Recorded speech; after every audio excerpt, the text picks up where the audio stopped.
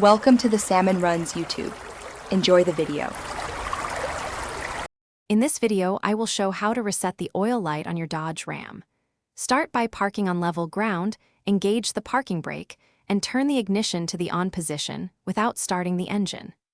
Use the steering wheel buttons to navigate to the oil life screen. Hold the Reset or OK button until the display reads 100% or confirms the reset, then turn off ignition and verify the light is gone. With the oil life screen visible, press and hold the OK or Reset button on the steering wheel. The display will start a countdown or flash. Keep holding until it confirms reset to 100% or shows a confirmation. Some Rams use a key cycle method. Turn the key to on 3 times and press the accelerator 3 times quickly.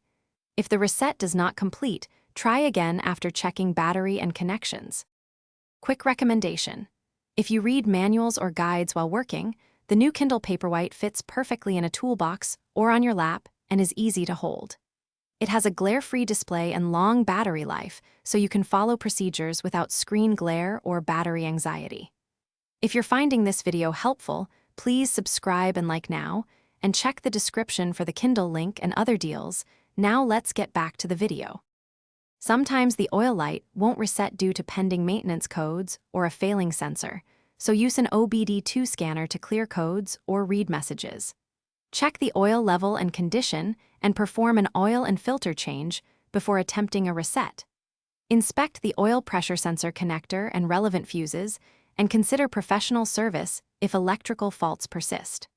Also reset after a full oil change to ensure accurate oil life tracking. Thanks for watching. Consider subscribing if we helped you.